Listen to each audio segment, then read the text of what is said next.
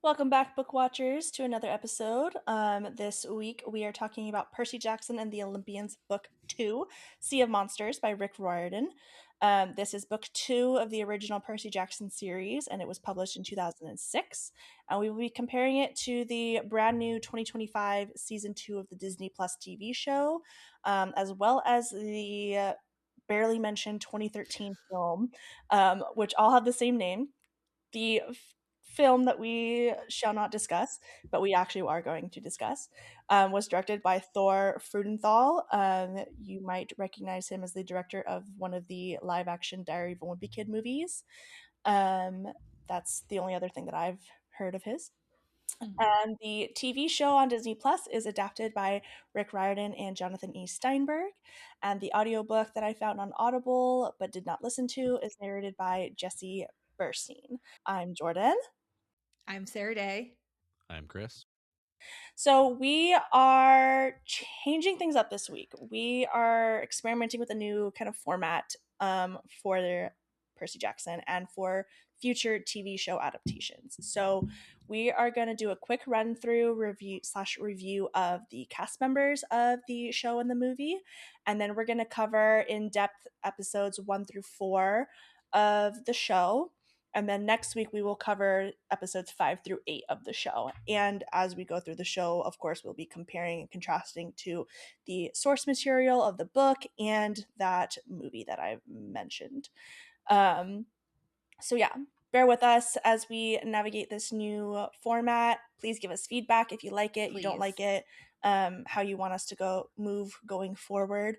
But we thought that this would be good since we've already covered a Percy Jackson book. We didn't want to take a whole episode reviewing characters that we've already kind of talked about. And we really want to get into that meat and potatoes of all the changes that have been made for this book. So, without further ado, quick review of our characters. So, we've got Percy Jackson himself. He's played in the show by Walker Skull Bell, and he's played in the movie by Logan Lerman. Next, we've got Annabeth Chase in the show, played by the darling Leah Sava Jeffries, and the iconic Alexandra Daddario in the movie. Grover Underwood, played by Aryan Simhadri in the show, and Brandon T. Jackson in the movie. Introducing Clarice LaRue, daughter of Ares. She was in season 1 of the show. She's played by Dior Goodjohn. She makes her film appearance in this movie, and she's played by Levin Rambin, who you will recognize as Glimmer from the Hunger Games. Next, we've got our new character of Tyson. So Tyson is Percy's Cyclops half-brother. And in the show, he's played by Daniel Deemer, and in the movie, he's played by Douglas Smith. I definitely prefer Daniel Deemer's version to Douglas Smith's version. 100%. But we'll get into that. We'll get into that. Luke Castellan, we remember from season 1, he is played by Charlie Bushnell in the show, and he is played wonderfully by Jake Abel in the movies. I think Jake Abel was probably the perfect casting for Luke. Charlie Bushnell is great, but especially the way he's described in the book, I always saw more Jake Abel. But that's all on that. We are introduced to Miss Thalia Grace, daughter of Zeus, and she is played in the show by Tamara Smart, and she's played by Paloma Kwiatkowski in the film in a very small cameo kind of role. In the show, she gets more of a role. We see her in some flashbacks with baby Annabeth, and then we see her come to us at the end. Spoilers. Sorry. Whoa. Next, we have got Chiron, who's played by Glenn Turman in the show. And in the movie, he was recast. So in the first movie, he was played by Pierce Brosnan. In the second movie, he was recast and is played by Anthony Head, who at the time apparently went by Anthony Stewart Head. Then we've got Mr. D, who in the show is played by Jason Mantzoukas, which is still perfect casting. But Stanley Tucci in the movie does come pretty close. Stanley Tucci is great. And so Mr. D was not in movie 1. He was in movie 2, and Stanley Tucci plays him, and Stanley Tucci is great. So Jason Mantzoukas is better, but it's fine. Now we've got Hermes, played again by Lin-Manuel Miranda in the show. We saw him in season 1, which was a change because we did not meet Hermes in the book for The Lightning Thief. In the movie, he is Nathan Fillion, and I kind of wish they had brought Nathan Fillion back for the show, but that's okay. Nathan Fillion does a great job as Hermes for his very small scene that he's in. And finally, we've got some new characters that did not appear in the movie. I'll start with Tantalus. He's played by Timothy Simon. So this is a fun character from the book that never made it to screen in the movie adaptation that came out 10 years ago. But Timothy Simons did a great job as Tantalus, I think, in the show. And we'll get more into his scenes at the beginning. And we also have a brand new character named Allison Sims, and she's played by Beatrice Kitsos. This character, to my definitely does not appear in the book Sea of Monsters. To my recollection, she does not appear at all ever in the series. So this is a brand new screen-only character. Really super quick. What did you guys think of Miss Beatrice's portrayal of this character? I don't think I really have much to say. I mean, she was just kind of there. She's kind of like I feel like she was kind of there to show you that Luke had some second thoughts in a way. But she was like all in on Kronos's plan. And so so you could see the kind of contrast between her 100% loyalty and then his like questioning his portrayal of Annabeth. Yeah, definitely a good foil and good another addition to that dichotomy of the school and how all these demigods are having to make choices. Yeah. We do meet some other demigods who have joined Luke's army in the movie. Chris Rodriguez is mentioned, who also features in the show in season 2, and Ethan Nakamura, who becomes a really big character in later books. But Allison Sims, again, I don't remember her coming up at all in the books. But I do kind of like the introduction of demigod characters being on the other team this early, just to kind of set some higher stakes that like there are people like Luke is not some fringe weirdo on his own with Kronos. Like he does have other people who agree with him and support him. So And I just confirmed, not in the original books. That's correct. Okay, perfect. All right. Well, that's our really quick rundown of the characters. Really fast, I want to see Chris Rodriguez, because Chris Rodriguez does come in the books. He's mentioned by name and he plays a role in the books, but not this early, if I recall. He does appear correctly. in the Sea of Monsters and Titan's Curse and Battle of the Labyrinth. Yeah, and I the was going to last say I one. recognize the name. Okay. But I don't think he has any speaking roles or lines Very or possible. anything in the book, right? Okay. Anyways, moving along. So, we've gotten through our characters, and now we're going to start going through the episodes of the show right after this super quick full story summary. So, 13-year-old Percy Jackson kind of finishes 7th grade and returns to Camp Half-Blood to find that someone has poisoned Thalia's tree, the magical pine that holds the spirit of Thalia Grace, daughter of Zeus, and provides power to the magical boundary around Camp Half-Blood that keeps monsters and mortals out. Percy also discovers that he has a Cyclops half-brother, Tyson, and that his satyr best friend Grover is being held captive by a different Cyclops named Polyphemus, who uses the magical golden fleece to lure satyrs to his island in the Sea of Monsters. The golden fleece also happens to be the only magical item powerful enough to save Thalia's tree and the rest of Camp Half-Blood. Percy, Tyson, and Annabeth, and several other friends set out on a mission to retrieve the Golden Fleece, save Grover, save camp, and battle their old enemy Luke and the growing armies of Kronos in this epic journey through Greek myth and the United States eastern seaboard. So Eastern that Shore, was whoop whoop. whoop whoop. Can't relate. West Coast, Best Coast. Anyways. Excuse me, ma'am. You're outnumbered here. Anyway. I know. Anyways. Anywhoomst.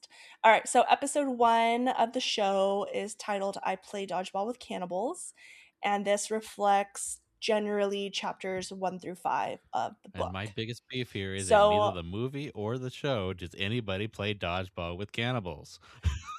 Nobody plays dodgeball. So disappointed. I was looking forward to that set piece. I was looking forward to that scene. I have been looking forward to seeing that scene in live action since I first read these books when I was Right? 12, and I still don't have it, and I'm so Gotta wait for the sad. reboot now. Maybe they'll flip it into something else. I guess that kind of speaks to the broader like tone shift I think that the show has that's different from the book. The book feels very middle school. Like the humor, the tone, like the stuff that happens feels very 12, 13-year-old kid. And the show, I think they're trying to like be a little bit more dramatic, a little bit more mature while still having like age appropriate actors. But that's like a broader conversation that we can have kind of at the end. Anyways, so in the book, Percy wakes up from a nightmare about Grover being chased by something. He can't quite see what it is in the dream. But he wakes up and he goes to his last day of 7th grade with Tyson. So at this point in the book, Percy does not know that Tyson is a Cyclops, nor does he know that they are related. They're going throughout their day. They go to PE class and they are attacked by the Lystragonian giants who throw lava dodgeballs at them. And it's a really fun fight scene, and they cut it out, and I'm sad about it. But Annabeth saves them, and they take the Grey Sisters taxi to Camp Half-Blood, where once they arrive, they find out that the camp is already under attack by the giant golden mechanical Colchis bulls, and the tree has already been poisoned. And Percy assumes that it's Luke, but we don't actually, in the book, know for sure that it's Luke. It is, but we don't know for sure. The camp is dying. He can see like the grass is turning yellow, and like it feels like it's dying. The air is stale, and it's just not good. And we get to see Chiron as he's packing his bags. And he explains how the gods have decided that he is not fit to run camp because he is the son of Kronos, and also because he did not prevent Thalia's tree from being poisoned, nor does he know how to cure the poisoning of the tree. And we are told that Tantalus is the new activities director alongside Mr. D, while Chiron is getting the boot.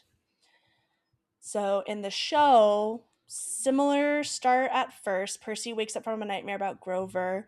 In this one, though, instead of being chased by a monster, Grover has a confrontation with our new character, Allison Sims, as well as a handful of other demigods who are fighting on Luke's team for Kronos. He wakes up from his nightmare. He does a little voiceover talking about finishing 7th grade and what life is like. And then we find out that Tyson is not only Percy's friend, but he is aware that Tyson is a Cyclops, and Tyson like fully lives with Percy and Sally in their apartment. Which right off the bat, I was like clutching my pearls. Like, what do you mean? How could you do this? The boys never even make it to school before Annabeth jumps out of the cab and says that camp's in trouble and they need to take the cab to Camp Half-Blood. Camp is under attack, but the show gets rid of the golden mechanical bulls, which is a bummer because the movie did include that part and it was a really cool fight scene, actually. They do keep the giants that are throwing lava balls, but it's not like an actual dodgeball game, so it's still disappointing. And all of that is actually a distraction for Luke to poison Thalia's tree, and we do actually get to watch Luke be the one to poison the tree in the show, where versus, like I said, in the book, it's alluded or implied. We don't actually witness him doing it. I have a Yes, question for Sarah-Daye. you guys. I know that you were both very bummed about the dodgeball stuff, and I am too. But also the books read like a young adult. Like they're very Yeah, juvenile. And the humor is very juvenile, like middle school boy humor. What are you Not that saying I'm here? calling any of us middle school boys. But I have found that the movies definitely aged up a lot. Too much, I think. I think the show's a happy medium. yeah, But do you think like the dodgeball stuff and playing dodgeball with giants is like too silly? And that's why it was cut from the show. Even though the title is that doesn't make sense. I get that. yeah, But do you think like the show just made that decision to like age it up a little I bit? think it was a time thing. I think that getting him to school was or to camp was the point, and going back to school was going to take up too much of that time as he tried to get, figure out his stuff and felt, all of his internal, because a lot of that's his internal emotions of, I haven't seen Annabeth, I haven't seen, it's him just yeah. He's internalizing embarrassed stuff. by Yeah. And Tyson. so I Yeah, think that I liked in the book that him going to school was part of, he's always coming back to school. That is his real life. He always has to come back to, and then his God life invaded that at that moment, and you see the worlds collide a little bit, and he has to basically leave for camp in a hurry and all that without saying goodbye to his mom, and so it added a level of depth I felt to the story, and so it was, I yeah, think, almost a much better way to start the book.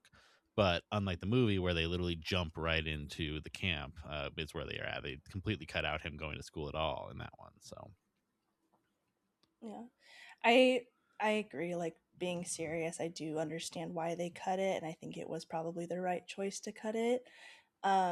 But I part of why I love these books so much is because it makes the fantastical feel like it could be mhm. real. And so I think like yeah, creating more of a separation between the mythical world and the world of the gods and the real world like is a kind of a disservice because like they don't feel like it could happen to you. Like the way that the first book is opens where he's like, I didn't want to be a half-blood. If you think that you might be a half-blood, stop reading. Like that kind of vibe where like what it could be me. I could be a demigod. I you know having that like point of view where like I could be the kid who doesn't know anything about this world and gets thrust into it was really appealing to me as a 12, 13 year old when I was first Mm-hmm. reading them. And I think that that's important. But yeah, like for it being a show and having multiple points of views and like not just being super locked in on what's happening in Percy's head, it definitely makes sense to cut it. But that doesn't mean that I'm not still sad. I think the cab. I told you guys this when I was reading it, but the cab to me felt very much like the night bus in Harry Potter to me. Like that's how it read, and I was Hmm. really enjoying Yeah. that. And the movie did a good job of making it feel kind of that same sort of Yeah. rushing around, and them not paying attention, and people almost getting hit, but them working their way around it. It was pretty fun. So I liked what they did there. Yeah.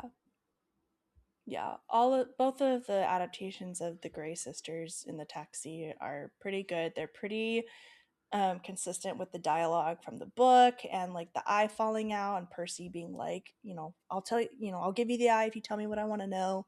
That kind of thing. It just the movie changes the timing of it. So instead of going to camp, they're leaving Mhm. camp and taking the taxi, which, I'm glad they still included it because I think that kind of like magic and whimsy is part of why these books are want to people want to adapt these books in the first place, and so I'm glad they included that in the movie. um the movie does open with an epic needle drop once again. The movie music is really good still, you guys. They've got the Fallout Boy Yeah, um that's right.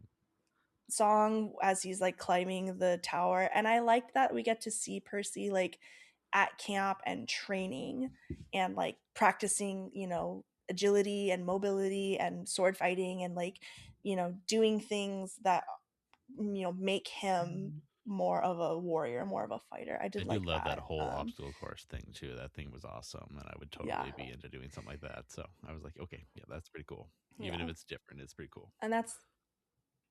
and that's another thing I kind of miss in the show is not getting to live in camp that much. Like I was rereading the book and there's a whole scene of them like there's like the harpies that go around and clean the cabins and like the harpies will eat you if you're out of bed past curfew and like they're washing the dishes with lava to get rid of 99.9% of germs and it's like those kinds of like yes like they're definitely silly and they're definitely very middle school but they make camp feel like a real place and I feel like we're still kind of missing that out of the show. We could use an escape from For all of adulthood. its So reading middle qualities. school books, Yeah, level books, doesn't necessarily make it a bad thing. It's okay to enjoy that humor at that level. yeah, I yeah. hope. So yes, that's pretty much the first episode, the first chunk of the book, our little exposition as we get into camp. Episode 2 is called Demon Pigeons Attack, and that covers broadly chapter 6 and 7 of the book. Um, the differences between the book and the show start from the first minute and they just keep going the whole time. Um, I'll try to be brief, but in the book, basically, Annabeth has a big problem with Tyson. She does not like Tyson. She's really mean to him. She's like straight up calling him a monster and ugly and stupid and like all of these terrible things. And Percy's like, dude, what is your problem? Like, why are you being so mean to him?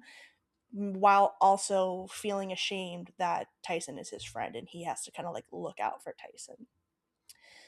Tyson ends up getting claimed by Poseidon in front of the whole camp at dinner. And now Percy has to be like, oh my God, like, this is my brother. Like, not only is this my friend that I have to deal with that nobody likes, and he's a cyclops, and nobody likes that because he's a monster, technically, but now he's also my brother on top of that. And Percy has to deal with that. Percy and Annabeth, because of Tyson, it seems like because of Tyson, they're fighting and they are like, well, I'll make my own chariot because Tantalus has decided to bring back the chariot races instead of patrolling the borders of camp and sending out a quest to try to heal the tree. He's like, we're gonna do chariot races. Give them bread and show, and like don't worry about what's like the actual issues that are happening at camp. So they create their own chariots to race, and in the middle of the chariot race, the Stymphalian birds attack the campers. In the book, they're saved by playing Dean Martin music, which they steal from Chiron's office. In the show, I like the update where they play Mariah Carey instead. I think that was a really fun choice. And Ethan, my husband, actually clocked it. He was like, watch it be like Mariah Carey or something. And then sure enough, there they go, because they said that high pitched noises is a way to get rid of the Right. birds. And so who better than Mariah Carey to hit that whistle tone for us? Have you seen the so side note, Millie Bobby Brown like on Jimmy Fallon, I think, Mhm. was talking about like having dinner at Mariah Carey's house and how she just is always singing and she's like and then like they followed up and Mariah Carey was on and she anyway, it was just really funny. And if you guys That's know what funny. I'm talking about, if not, go watch it. That seems like a weird duo, Mariah Carey and Millie Bobby Brown. So But weird, but it was so funny. I guess they have dinner all the time or something. all I right, mean, sure. after marrying her husband, I'm sure she's got all sorts of musical friends and stuff that are part of the family Sure. there. So I'm sure Yeah. she sees all sorts of people that are That's like, true. "Oh, you two know each other." But That's true. All right. Where was I? Okay. Yeah. Sorry. It's okay. um okay. So that is kind of the chariot section in the book. In the show, Percy and Annabeth are still kind of fighting, but not as much. She's not nearly as mean to Tyson as she is in the book. They create this whole scheme to break into Chiron's office to try to call him because in the show, Chiron has already been kicked out of Camp Half Blood, versus in the book they got to have a little conversation with him. So in the show, Chiron's actually the one who tells Annabeth about the golden fleece and thinks that that might be a way to cure Thalia's tree and the poisoning. But he also says that it might be a trap. Since Luke is the one who poisoned Thalia's tree, Chiron is worried that Kronos is setting another trap to try to get Percy, the same way that last summer the lightning thief was a trap to get Percy. So he tells Annabeth a little bit about the great prophecy, which talks about a child of the eldest three gods and how they are either going to destroy or save the world, and says like, okay, now that you know this, make sure you don't tell Percy about it, which is crazy because now she has to struggle with, I don't want to lie to my friend, but that's a lot of pressure. That's a whole thing throughout the show that that she continues to struggle with. But Chiron makes Annabeth promise to not let Percy leave camp, versus in the book, he makes her promise to keep Percy safe, which is a little different. And Annabeth's plan to keep Percy in camp is to not let him win the chariot race, because the chariot race will result in you being awarded a quest, which means you can leave camp to go and find the golden fleece.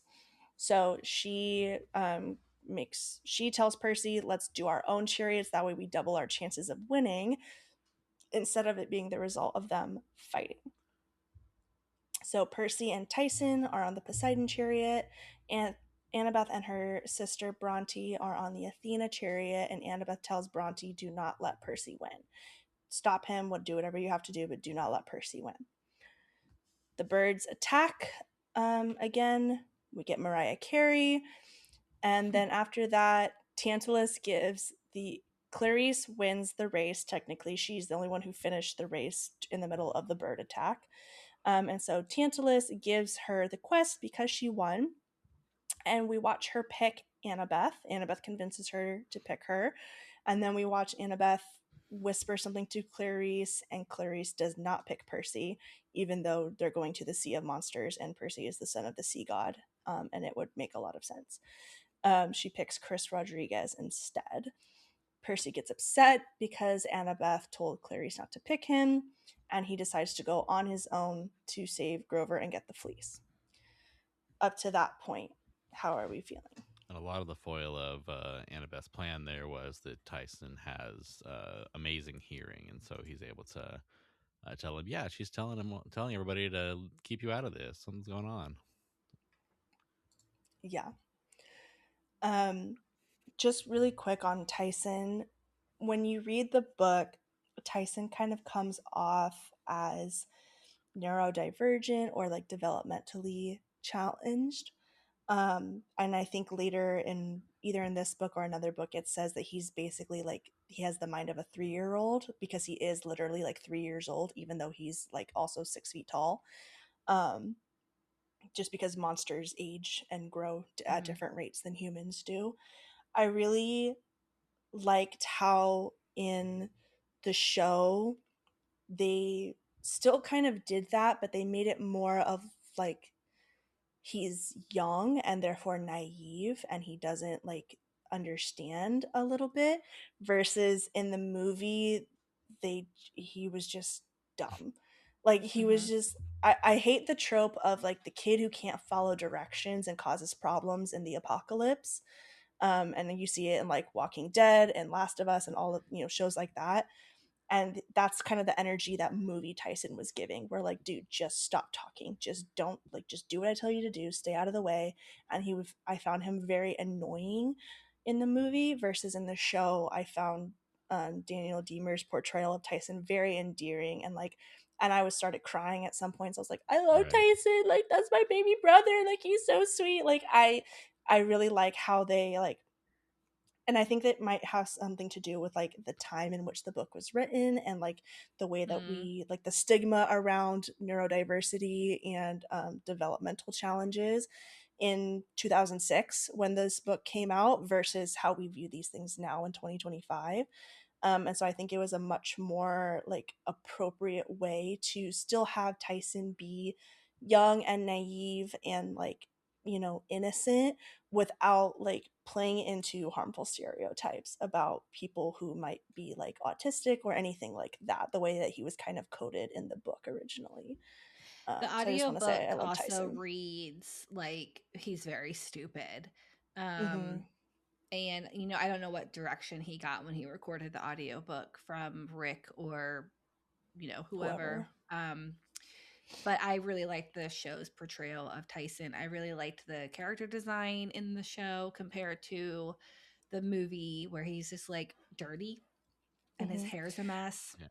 He Um, is homeless in the book. Like he lives in a cardboard box in an alley, which kind of explains like the dirty yeah. appearance and stuff like that, and him like living on his own and being a baby monster who is victimized by other monsters who are around. So I think yeah they just wanted to give a different kind of take in the show, and so he's clean and he's well kept and he's living with Sally and Percy. So I hated I movie like Tyson. the way Sorry to cut you off. Tyson got that relationship with mom as well, though. I think that her taking him Hmm. in was Yes. super sweet. It gave her character more depth. It gave the Tyson more depth, Yes. and it gave Percy that extra relationship with him that wasn't there in the. And it gave him a foil when he went to school or went to camp. Of I was fine with him when he lived with us at home, but now it's kind of a little different story now that he's here in my dorm all the time trying to please me and everybody Hmm. else seeing him. Well, and Yeah. giving him like having Sally almost like adopt him in the show gives her more of, I don't know how to explain it. Like Poseidon seems to be really in love with Mhm. her, and now Hmm. she's taking on one of his other kids. Hmm. And that just gives her more of a reason why he would love her, because she is this good person that's going to look out for his Yeah. children, I've loved the actress Yeah. playing biologically that. She's hers or done a not. great job with that role. Yeah. I've really enjoyed her. Yeah, Oh I yeah. agree. I think it makes a lot of sense too because they established in the first season of the show that Sally knows exactly what's going on. She's very knowledgeable about this world. She's been training Percy about this world. So to try to like this is one of the changes that like because of the changes they made in season 1, you kind of had to make this change in season 2 where like because in the book neither one of them knows that Tyson is a cyclops. Like the mist is that strong that neither of them can see it versus in the show they've established that Sally knows about this world and is involved in She Percy's can see life, through the and mist. so for them both to be fooled by that would not make any sense anymore. So all that being said, I liked this change and how he like yep he's just a cyclops, he's just part of the family and we're just moving forward from there. And then yeah, in the movie, we don't really get an explanation. Tyson just kind of shows Living up in the woods is at what they camp. said, yeah. And he Yeah, he'd been living in the woods and he just kind of shows up and everybody's like, "Who's this guy?" And then Poseidon claims him and Percy's like not only dealing with the fact that Poseidon claimed him and he has a brother, but just the fact that this Cyclops exists in his life at all, he has to deal with. And they kind of skate right over that. They just move along like yeah. as if he had been there. Correct me if I'm wrong. Maybe it happened later in the film. Doesn't he explain to Percy that he saw a trident and he followed it, and he's like, "You followed Hmm. a trident," and he was like, "It goes glowing." Yes, you're right. Glowing trident Yeah, guided you're into right. camp, yeah. So basically his claiming was getting Yeah, into camp. So Hmm. yes.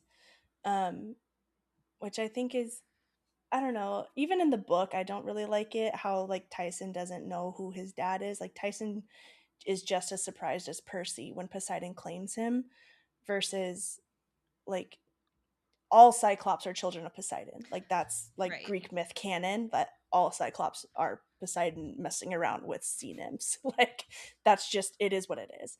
So like I feel like they all like nobody should have been surprised. Like they could have been surprised that Poseidon claimed him in the sense like putting the trident over his head, but nobody should be surprised that Tyson is being a Cyclops is a son of Poseidon. Um, I so mean, that's and if still he's like as young as you say he is, like a 3-year-old, he might mhm. not know. Like nobody's been there to teach him. That's how Yes, that's Cyclopses true. are made. But yeah, That's everybody true. else at camp shouldn't have been that surprised. Yeah, that's true. And he's been living on his own the whole time. Poor thing. Poor baby Tyson. Okay, so Percy is frustrated that he's not getting a quest because that's consistent between book and the show. Percy does not get the quest to go and A, save Grover, B, get the golden fleece. He is jilted and he's told to go to your room and stay home. So he gets upset. He, in the book, he just grabs a pack of Coke and goes out to the beach to like sit and clear his head. Versus in the show, he gets upset at Annabeth because Tyson tells him that Annabeth told her sister Bronte to not let Percy win. He's hurt by that. He's upset and he's like, basically like, screw you guys. I'm gonna go save my friend. And they figured out that the Golden Fleece is at the same place that Grover is at, which is on Polyphemus's island. Polyphemus being the Cyclops from the Odyssey that Odysseus had to battle. And it's out in the Sea of Monsters, which is the Bermuda Triangle in this universe. Um, and Percy just is like, "Screw you guys! I'm going to go save camp and save Grover. Um, I'll do it by myself if I have to." When he gets to the beach in both the book and the show, he is approached by the god Hermes, who, as we mentioned, is played by Lin-Manuel Miranda. These conversations are pretty consistent between both versions.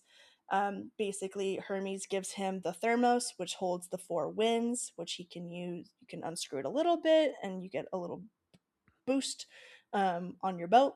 You unscrew it all the way, and it's just going to blow up, basically.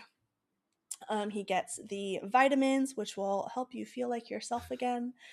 And they come in different shapes and flavors, kind of like Scooby snacks from back in the day. If you know, you know. Um, and they have a conversation, and basically Hermes is like, "Hey, while you're at it, try and save my son Luke." And Percy, again in both adaptations, is like, "Luke doesn't want to be saved. He hates you. He hates the gods. He hates Olympus. He hates all of this. He does not want to be saved. He like you're crazy and delusional, basically." And Hermes has this great line where it's like, "In all my eons of living, you can't give up on your family." And I really like how they kept that line in both of them. And especially in the show, talking like we saw it kind of last year when or last season when Annabeth talks to Hephaestus, like Percy's not like that.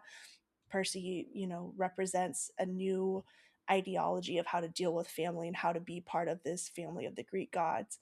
And so I like how Hermes also like has that idealism and it's like, we can be different, we can do better, and he wants to do better, and he wants Percy's help to bring Luke back to the light side. Um, and then in the book, Hermes works some magic and gets Annabeth and Tyson to come meet Percy. They get on Rainbow the Hippocampus and they go out to Luke's cruise ship.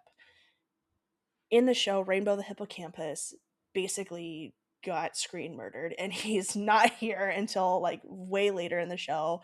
And then again, it's one of those like silly magical whimsy things that I wish had been included because I love Rainbow the Hippocampus and his friends.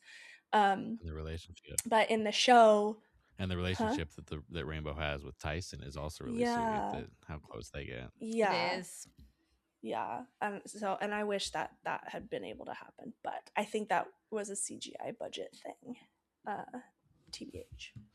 But it's okay. The CGI in the movie looked great when it happened. That they do take Rainbow in the movie to get onto the boat. And they do first bump into Hermes in the movie, but they go to UPS, which is actually OPS, Olympian Postal Service, and they get to talk to Nathan Fillion Hermes, and he gives them all the same things: the thermos and the multivitamins and the backpacks full of supplies. And then going back to the shows, since we've added the Tantalus character, Tantalus comes out with a crossbow and starts shooting at these kids that he's supposed to be in charge of as they escape out into the water and take their little powered raft out to the cruise ship. That. Any thoughts, comments on up to there. You commented on the CGI in the movie being so good, but I did see like the moments they give the Cyclops the spray for the mist for his eyes, so they didn't have to keep CGIing his eyes throughout the show and things like Yeah, that. They definitely cut some corners where they could too. for sure. But where they did do They did CGI, spend it's it really well, good. Like yes. they did include the Golden Bull, which was really good CGI, I think. The hippocampi are really good CGI, but yeah, they definitely cut corners on the Cyclops. Yeah, and they And we're like, how can we right. minimize that? Hmm. Uh, Well, I meant like the sunglasses and the mist are a good idea for the CGI. But I mean, in the show, Tyson has his one eye the entire time, right? They don't hide mhm. it at all. Yeah. Which I No. think some of Um, the more modern CGI methods actually make that easier because they're able to just like dot matrix his face and it just tracks him all throughout and throws that on there. exactly. So the time Yeah, change between the 10 years that have come between or whatever have definitely made it easier to do some of those things that they weren't able to do in 2013. yeah, yeah. It's also the difference in budget too, and where the budget goes. Um, Mm-hmm. like I said, I think the CGI, they really wanted to make the bull look super cool. They really wanted to make Rainbow look really cool. And so they're like, yeah, we can cut some corners with the eye, and that's fine. Versus in the show, with it being mostly practical, they don't really have that much of a CGI budget in the first place. And then when you have to do the birds and Scylla and Charybdis and like, some of these bigger monster things, they, if they have the ability to just do the, like you said, like the mocap on the eye, like Hmm. it And makes more I sense. think that the practicals really worked well for the show. I don't think it took away from it at all. I've actually enjoyed a lot of it. I mean, they pick and choose what things they put in, but I think they told a good story throughout that led to those choices making sense. Yeah, I Even agree. if it did take away from the things we would have chosen, but Sure. Yeah. All right, moving along. Episode 3, we board the Princess Andromeda. So that is chapters 8 and 9, and like a little bit of chapter 10, just like the very beginning section. So they get onto the boat. They figure out that the cruise ship is run by Luke, and there are monsters and mortals and demigods all walking amongst each other. In the book, I think here we get introduced to the half brother, like henchmen that Luke has, which they come back throughout the other books as well. They just continue to be Luke's henchmen. In the movie and the show, they basically get cut slash replaced by these demigod characters. Um, there's this whole set piece with the brand new Allison Sims character that we've talked about, where she's like, "Oh my gosh, Annabeth, how are you?" Mm. She's just on vacation and she graduated Camp Half Blood and she's just hanging out, but she actually works for Luke and tries to kill them, and they throw her overboard. Somehow she gets rescued, even though there's no sons or daughters of the sea god to help her. But whatever. Um, and while they're on the boat, Percy and Annabeth in the show have this conversation about, the prophecy, and Annabeth tells Percy that she knows a little bit about the prophecy, and he finds out that like it's kind of he's either going to save the world or destroy the world, and he's like, say the code word if I start doing anything that's leaning towards destroying the world. And so he figures out that he's on Luke's boat. He's like, we should take out Luke now. And she's like, code word. That's a bad idea. You should not be killing people. Um, which, strategically it would be smarter to kill him. But we're still 13 years old at this point. So we probably should not be killing people at 13. We'll wait till we're but 15, we can 16. stab them with swords Do you and Um, think stuff. the That's show? fine. right. That's fine. But he's the bad guy. So, How do you think they're supposed to be in the show? Do you think they've aged them up at all? I think they're still supposed to be 13. I was doing the math because Percy's birthday is August 18th. And he starts book 1 when he's 12. And that all happens by summer solstice, which is still in June, I think. So he turns 13 that August and then goes to school. And then this is like the last day of school. So he's still 13 at this point. Yeah, and online it Because the says 13 as beginning, well. Yeah. yeah, the beginning of book 5, he's 15 because everything is supposed to happen on his 16th birthday. So And I the very noticed the end of movie said 20, but yes, the show still says 16th birthday, right? yes, Maybe yeah, that's why they're filming so quickly so that they don't age out so Because at the fast. time of this filming, yeah. he was 15 to 16, so he is already a little older than that. 13, they're trying to portray him as. So Yeah. Which, and you Okay. can tell it's crazy the difference between season 1 Walker Scobell and season 2 Walker Scobell. Like just the voice, the hair, everything. I'm like, that's a different kid. Like, holy mother. It's crazy. But yeah, I Yeah. think that is probably why they're filming so much so fast. But also like mhm. good. Like keep going. Don't Do it stop. faster if you can. Like I want to hear this. Literally. Okay. Um so yeah, so we have this conflict with Luke. We see the coffin of Kronos in the show and in the book, right? Yeah. Um, we don't see the coffin of Kronos till later in the movie.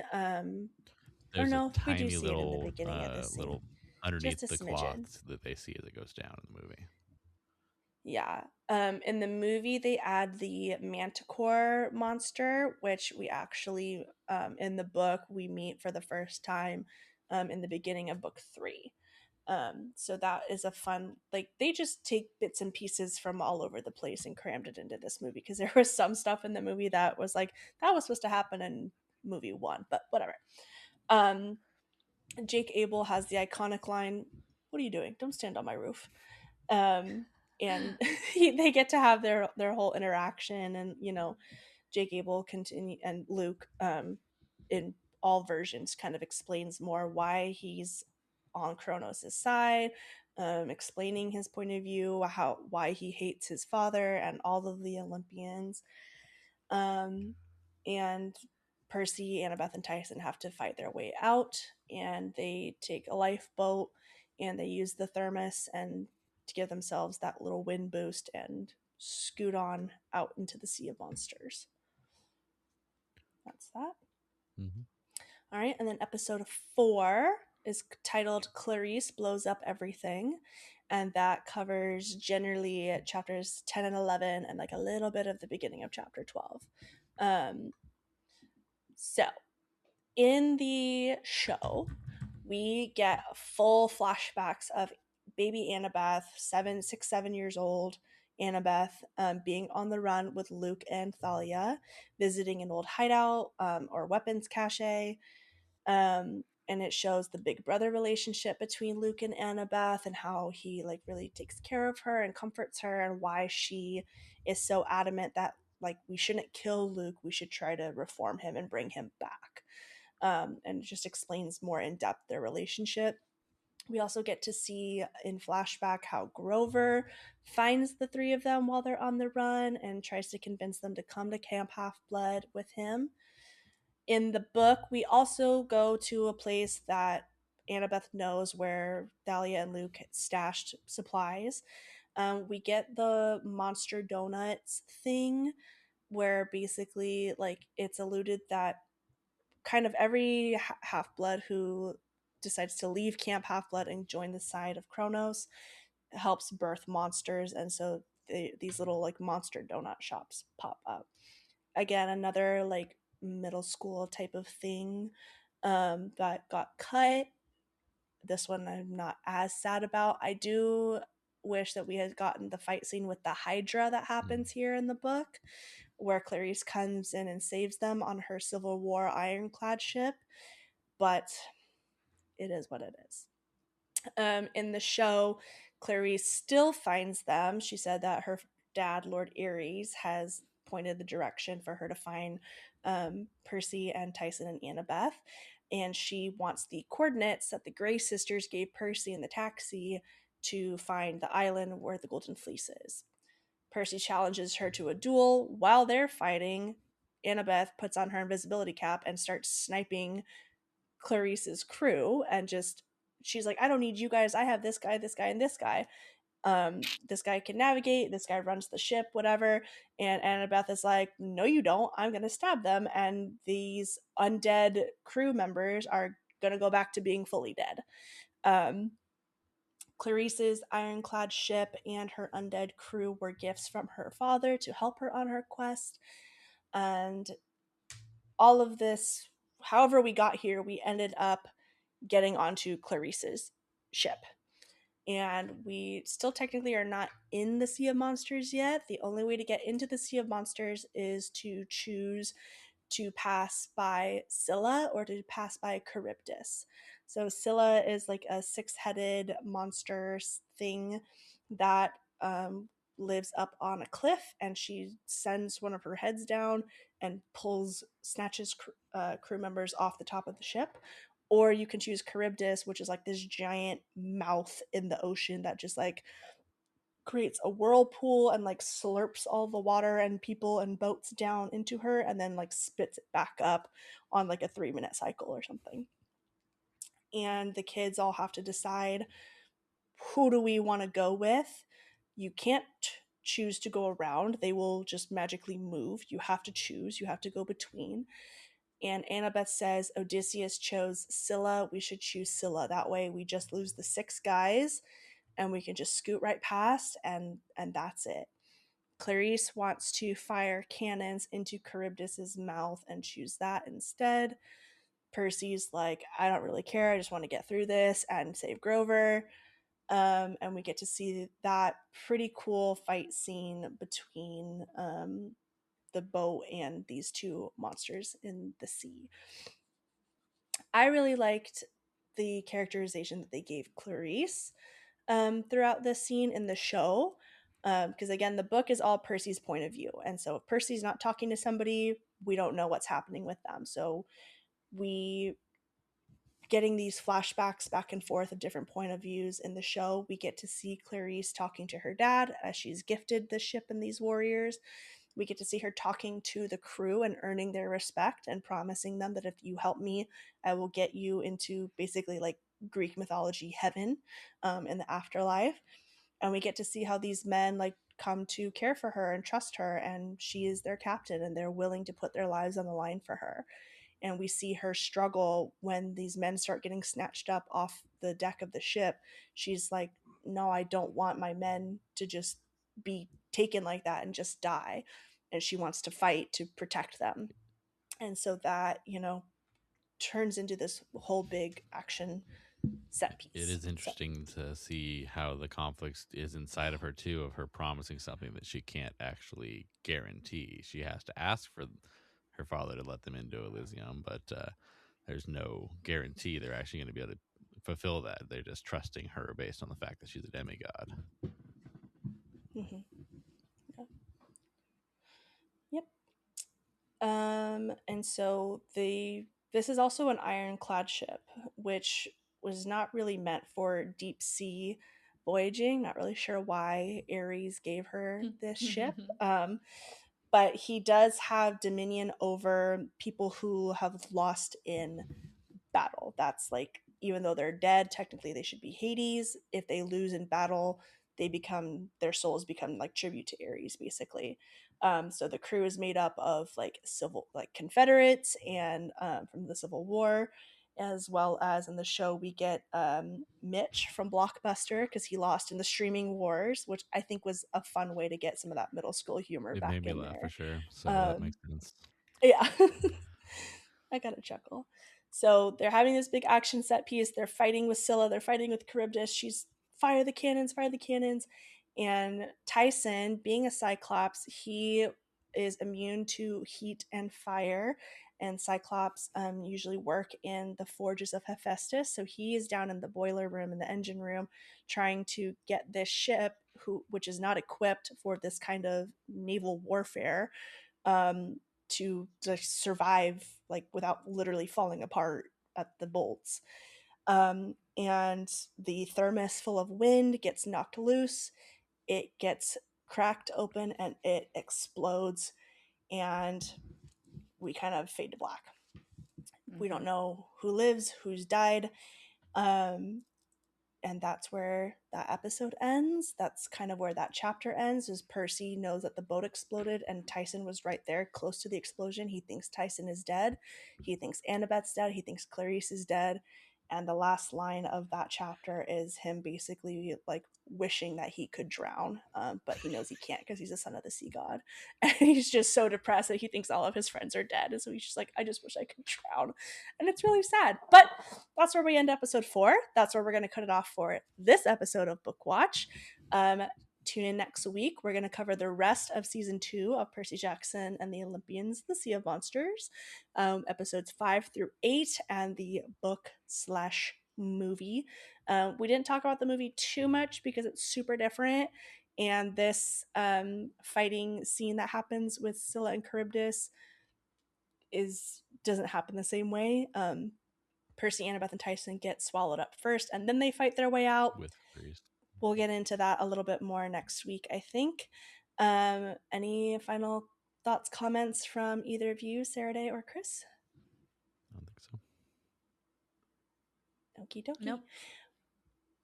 Well, then that's it, and we will see you next week, demigods. That's a wrap for today's episode of Book Watch. I hope you enjoyed this journey into the world of page-to-screen adaptations. If you loved today's episode, don't forget to subscribe, review wherever you listen to podcasts, and share it with your fellow book and movie lovers. If you'd prefer to watch along, you can check the show out on YouTube. You can follow the show on Instagram at Bookwatch Podcast, and you can follow me, Sarah-Daye, on Instagram at captain.mcdee. That's MCDEE. You can also join the conversation in the Book Watch Lounge on Facebook at www.facebook.com/groups/bookwatchlounge. If you would like to support the podcast, you can join the Patreon at www.patreon.com/bookwatchpodcast. Tiers start at only $4 a month, and I'd love to have you over there. If you have a favorite adaptation you'd like to cover with me, I'd love for you to apply to be on the show with the contact form on our website at www.bookwatchpodcast.com. Until next time, keep reading, keep watching, and I'll see you next week.